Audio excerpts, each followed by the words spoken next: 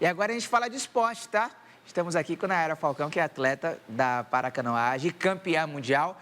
E olha, até mês passado era representante do núcleo de paradesporto da SUDESB, onde esteve à frente do curso de capacitação e inclusão da pessoa com deficiência, PCD, por meio do esporte e lazer. Só que já tem novidade por aí, daqui a pouquinho eu falo sobre a novidade, mas agora eu tô aqui com ela. Nayara, boa tarde, seja bem-vinda à TV Revista. Boa tarde, Raoni. Boa tarde, a galera de casa, a todo mundo que está aqui acompanhando esse canal maravilhoso, cheio de entretenimento e informação. Olha, antes da gente falar de um monte de coisa aqui, eu quero saber o seguinte, né? Como eu disse, você era atleta, agora já está no outro mundo. E como é viver esses dois mundos, né? Na competição e agora também um pouquinho no bastidor? Olha, uma vez atleta, a gente sempre se sente atleta, né? Mas é claro que há uma diferença muito grande do profissional para você sair do profissional e estar no lazer, na participação.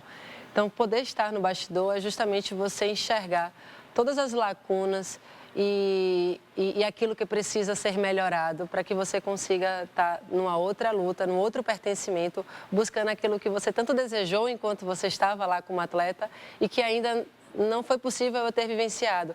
Mas assim como a gente está vivendo aí o futebol feminino, né? Como Marta falou recentemente em entrevista, quando ela jogava, ela não via, não tinha referência de mulheres jogando. E tinha Formiga, Pretinha, Cici, mas ela não sabia, porque ela vinha de uma pobreza tão grande que ela não tinha acesso à televisão, a nada disso.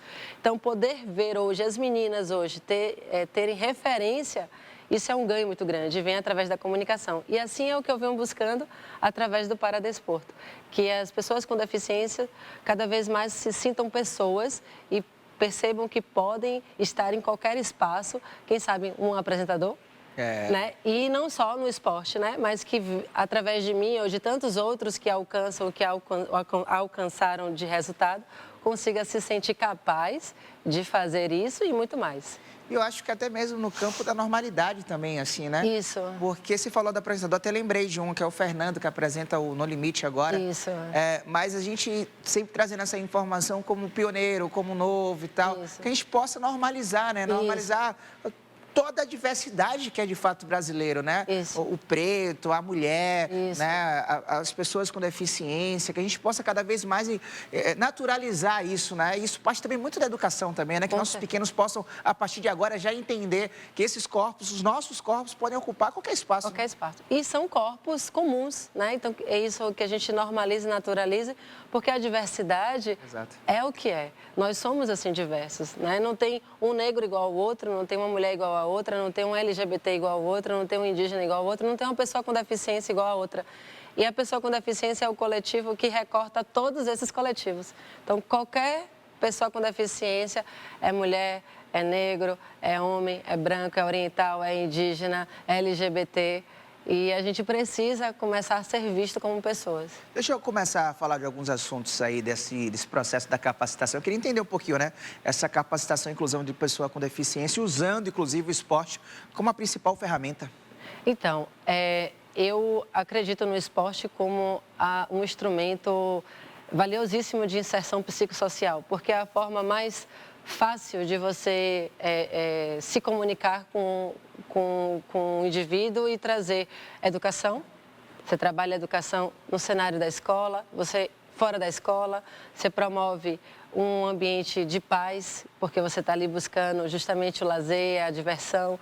Então, você promove segurança, você traz a saúde mental acima de tudo, porque você está promovendo isso. Então, para mim, o esporte ele é valiosíssimo, não desmerecendo todos os outros cenários, é cultura.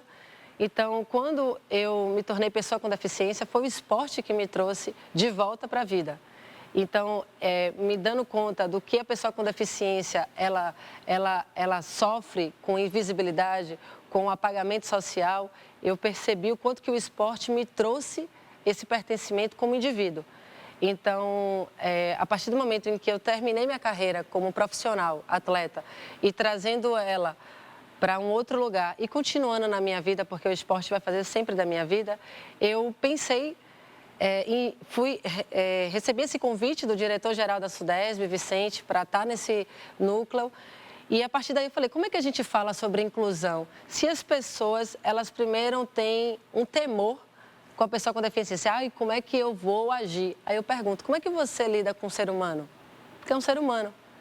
Então, quando eu percebi que tinha isso, os professores de educação física, eles, muitos deles, eles primeiro pensam que é uma dificuldade lidar com pessoa com deficiência. Eu falei, não, a gente precisa de um momento, de uma jornada de sensibilização, de conscientização. Então, esse termo capacitação, embora seja um termo técnico, ele foi utilizado porque eu estou, como governo, propondo algo. Mas, na verdade, é algo muito mais informal, muito mais de uma troca vivencial, em que, pela primeira vez, a gente pode estar trazendo o protagonismo da pessoa com deficiência. Então, a proposta dessa jornada foi para mostrar aos profissionais que trabalham no projeto Natação em Rede 4, que, como eu precisei escolher um projeto social, uma política pública já em execução, que a SUDESB já executa, eu preferi escolher a natação, porque é um projeto grande e tinha uma demanda social de mães com seus filhos autistas dizendo que não estavam tendo a devida inclusão respeitosa, né? Que elas não estavam sentindo que seus filhos estavam sendo vistos como pessoas. Então eu falei, bom, então é isso que a gente precisa. E trazer a pessoa com deficiência falando sobre o seu pertencimento. Então a jornada trouxe uma diversidade de pessoas com deficiência. Então, teve participação de atletas, mas também não só do universo do esporte de alto rendimento, mas de esporte de participação. Então, teve a atleta Laís, que ela é do paratriatlon, ela tem DAO. Tivemos a participação de Gilmar, que é da paranatação. Aí também tivemos pessoas com deficiência visual. Teve um dia só da surdez, teve uma pessoa que trouxe a representação do nanismo, teve outras pessoas com tetraplegia, com paraplegia, amputados. Então, para trazer essa diversidade, é claro que não se esgota, mas foi o que eu busquei fazer é trazer essa diversidade, não só de deficiência, mas de gênero, mulher, legal, preta, homem preto. A gente estava vendo imagens, inclusive, enquanto você estava falando, né, dessa jornada. E eu acho legal a gente falar, inclusive, explicar para a galera, né, porque existem alguns termos que a gente vai introduzindo na sociedade que são necessários, só que eu acho que, às vezes, para o público geral é importante a gente explicar, né, como o capacitismo, por exemplo. Então, eu queria que você falasse para a gente o que é, de fato, o capacitismo e como isso interfere na vida, né, de uma pessoa PCD. Porque você tocou em um assunto que eu acho fundamental, assim, né? Às vezes, quando a gente fala pessoa com deficiência, a gente pensa em um tipo de pessoa. Só que existe uma diversidade aí, como você falou, né? Surdos, as pessoas de baixa visão, pessoas com algum tipo de dificuldade de locomoção, de baixa mobilidade, enfim. Explica pra gente um pouquinho o capacitismo e como isso interfere na vida, né? Bom, o capacitismo para fazer de uma forma, de uma analogia com outros termos que já socialmente já é bem fácil das pessoas entenderem, é semelhante ao racismo, só que voltado à pessoa com deficiência, porque é toda a prática em que você discrimina a pessoa com deficiência como se ela fosse menos capaz ou menor do que uma pessoa sem deficiência. E como você falou, é uma diversidade tão grande que, inclusive, nós não podemos reduzir aquilo à deficiência. Então, a gente busca trazer isso para nos olharem como pessoa e não como deficiência. Quem vem primeiro é a pessoa. Então, por exemplo, os termos. Você se corrigiu, você ia falar para atleta, mas naturalmente, você foi para o atleta. E é isso. Nós somos, para o meio do esporte, nós somos atletas. Exato. Porque quando a gente fala para atleta, a gente está diferenciando a pessoa com deficiência e isso traz o quê? Como se fosse algo diferente, menor. Se nós, como atletas do paradesporto, nós precisamos passar por duros treinos, vencer a nós mesmos, tempo, adversário, nós estamos fazendo o mesmo caminho que uma pessoa sem deficiência. Então, nós somos atletas tanto quanto eles. Então, é importante que as pessoas percebam que esses termos nos colocam cada vez mais de um lugar em separado. Se a gente está querendo ser tratado como pessoa, nós precisamos ser vistos também como desse mesmo lugar. E tem uma expressão que eu acho que deve ser combatida, né, quando a gente fala sobre capacitismo, que é a expressão apesar de. Apesar de... Né? Que geralmente fala, a pessoa é muito talentosa, gente, apesar de ter baixa visão. A pessoa conseguiu se formar na universidade, apesar de estar numa cadeira de rodas. Então, é como se você colocasse ali um trunfo, né? E que tira um pouco da humanização da pessoa, né? Tira um pouco dessa humanidade. E da potência dela. Exato. Não, que a gente seja visto não pelo que está faltando, mas pelo que a gente tem, pelo que a gente desenvolve. Então, quando fala assim, ali a menina que anda de muletas, não, é Nayara. Ali é a pessoa que anda de cadeira de rodas, não, o nome dele é João, ali é Maria. Então, que seja visto a pessoa. E, claro, a deficiência ela vai precisar ser vista para que a gente tenha um tratamento equânime. A equidade é aquilo que nos coloca num lugar em que a gente tem a possibilidade de estar e de vivenciar algo parecido, né, não vou dizer igualdade, mas em condições mais próximas de uma igualdade e que a gente consiga, assim, vencer essas barreiras, né? Porque a gente hoje talvez não consigamos ter as barreiras estruturais vencidas. Mas aí é o que a gente chama de acessibilidade atitudinal, é aquilo que está dentro de nós. Então, se a gente começa a se conscientizar, por exemplo, nós não somos especiais. Especial, um amigo meu até fala, né? Marcelo Zig, que esteve junto na jornada. Especial é aquela pessoa que me chama para comer uma acarajé sexta-feira. aí é bastante especial mesmo. Então, assim, portador de necessidade, não, ninguém porta deficiência, a pessoa tem. Outro termo, dá uma de João sem braço. Se a gente começa a se incomodar, na verdade, a se incomodar e saber que aquilo está causando uma discriminação, uma segregação para outra pessoa, naturalmente a gente vai se recompor e evitar falar esses termos. Tal qual o racismo é o capacitismo estrutural. Estrutural. Né? Agora, deixa eu falar de um assunto também muito importante. Eu já soube, um passarinho me contou que em agosto tem novos rumos, novos voos. Partiu Brasília? Partiu Brasília. Eu agora estou oficialmente no Ministério do Esporte, estou na Secretaria Nacional do Paradesporto, estou indo lá para construir realmente o que a gente nunca, é a primeira vez na estrutura de governo federal, que nós temos um olhar voltado para a pessoa com deficiência, com respeito, com dignidade.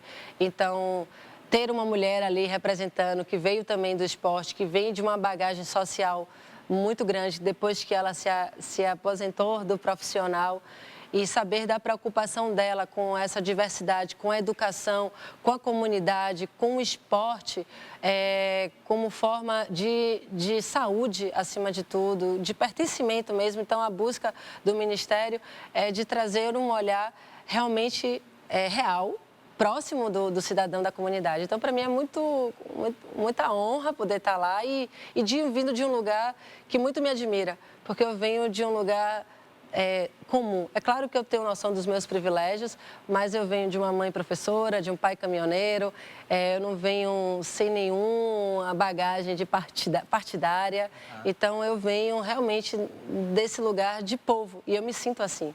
E é importante ter essa noção para a gente pensar cada vez mais políticas públicas, né? Sim. Porque você falou lá no início da sua fala sobre como é um impulsionamento social o esporte, né? Como você pode dar autonomia às pessoas, como você pode aumentar a autoestima das pessoas, como você pode capacitar, dar dinheiro, enfim, como é importante o esporte na vida das pessoas de forma geral. E quando a gente fala de acessibilidade, quando a gente fala pessoas com deficiência, como isso, a lente ainda é maior, né? É muito mais importante, porque às vezes a própria família acaba, até mesmo por conta do capacitismo, enfim, a falta de informação também. Muito grande.